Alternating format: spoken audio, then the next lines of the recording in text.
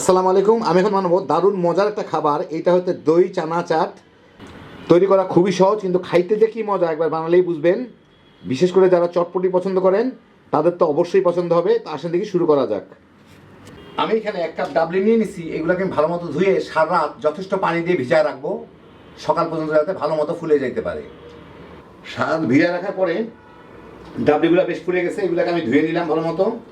এর সাথে আমি আধা চা চামচের মতো খাবার সোডা কিংবা বেকিং সোডা যেটি হোক দিলাম, 1 চা চামচ লবণ দিয়ে এটাকে আমি পর্যাপ্ত পরিমাণ পানি দিয়ে সিদ্ধ করে নিব।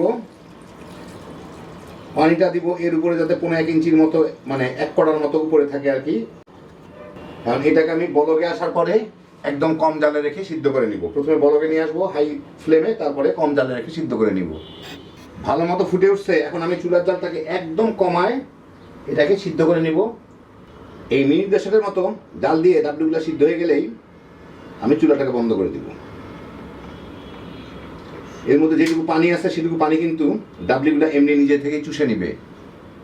আমি এখানে কিছু তেঁতুল ভিজায় রাখছি প্রায় 10-15 মিনিট। এখন এইটাকে আমি চিপে মানে ভালো মতো কচলায় কাঁচটা বের করে নিব, আর এর ছাবা আর বিচি টিচি যা আছে এগুলোকে ফেলে দিব। তো তেঁতুলের কাঠগুলো আমি এর মধ্যে একটা কড়াইয়ের মধ্যে চিপে নিয়ে নিলাম। এখন এর সাথে আমি দিচ্ছি প্রায় 1 চা চামচের মতো চাট মশলা, আধা চা চামচ মরিচের গুঁড়া, আধা চা চামচ বিট লবণ, 1 টেবিল চামচ চিনি, আর একটু ক্রাশ পেপার, মরিচ, শুকনা মরিচ ভাঙা প্রায় 1 চা চামচের মতো। চাট মশলা না থাকলে আপনারা এখানে একটু টালা বা ভাজা জিরা গুঁড়াও দিতে পারেন। দিয়ে এর সাথে দেখে একটু জাল দিয়ে ঘন করে নিব, মানে জাল দিয়ে নিব, একটু ঘনও হয়ে যাবে একই সাথে। কয়েক মিনিট জাল দেওয়ার পরে পানিটা প্রায় শুকিয়ে গেছে, একদম ঘন হয়ে গেছে। এখন চুলাটাকে আমি একটু কমায় দেই। কমায় যে ডাবলিগুলোকে আমি সিদ্ধ করে রাখছি সেই ডাবলিগুলোকে এর মধ্যে দিয়ে দিতে হবে। আমার ডাবলিটা একটু বেশি সিদ্ধ হয়ে গেছে, অসুবিধা নাই। দিয়ে এর সাথে একটু নাড়াচাড়া করে মেখে নিতে হবে। চুলার জালটা আমি একদম কম রাখবো, কম রেখে এই ডাবলিটার সাথে এগুলোকে মেখে নিব ভালো মতো, এতে তেঁতুলের কাজটাকে আর কি। চুলাটা বন্ধ করে দিয়ে এই ডাবলিগুলোকে ভালো মতো এই তেঁতুলের কাতের সাথে মেখে নিই। যাই হোক, এখন এর সাথে আমি একটু পেঁয়াজ কুচি দিয়ে দিব,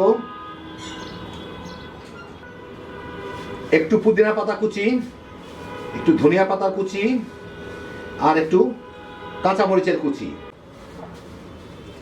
এইখানে আমি একটা বড় সাইজের আলু এরকম কিউব করে কেটে সিদ্ধ করে রাখছি, আলুটাও দিয়ে দিব এর সাথে। এখন এগুলোর সাথে এটা সুন্দর করে মেখে নিলেই হয়ে যাবে।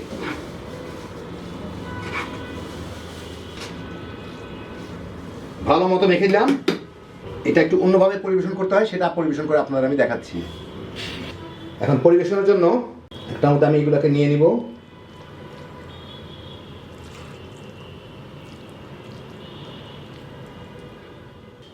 যেহেতু এটা দহি চাট, এর জন্য আমি কিছু টক দই এখানে ফেটে রাখছি। কিছু দই কিন্তু সিম্পলি ফেটে রাখছি। দইটা বেশ টক, আপনারা চাইলে মিষ্টি কিংবা টক ঝাল যা খুশি দিয়ে দিতে পারেন। আমি কিছু দেই নাই, ওটা এর উপরে দিয়ে দেব।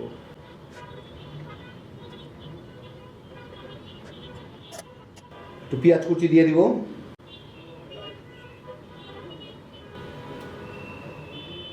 একটু টমেটো কুচি,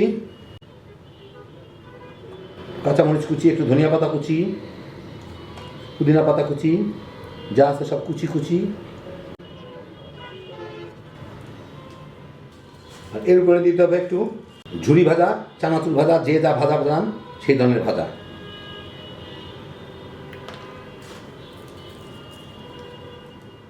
এই দেখেন হয়ে গেল আমার দারুর মজার দই চানা চাট। কি যে মজা, এটা খাইতে একবার বানালেই বুঝবেন। এটা সাধারণত তৈরি হয় বড় সাদা ছোলাটা দিয়ে, যেটাকে আমরা সাধারণত কাবলি ছোলা বলি। তো সব জায়গায় কাবলি ছোলা পাওয়া যায় না, পাওয়া গেলেও দাম বেশি। সেই জন্য আমি এটাকে কাবলি ছোলার ছোট ভাই ডাবলি দিয়ে বানায় ফেলাইলাম। যারা চটপটি খান তারা তো এটা পছন্দ করবেনই, যারা খান না তারাও শুধু তামা তামা করে খেয়ে ফেলাইতে পারবেন। একদম কম খরচে কম ঝামেলায় হ্যাপি জোশের একটা আইটেম।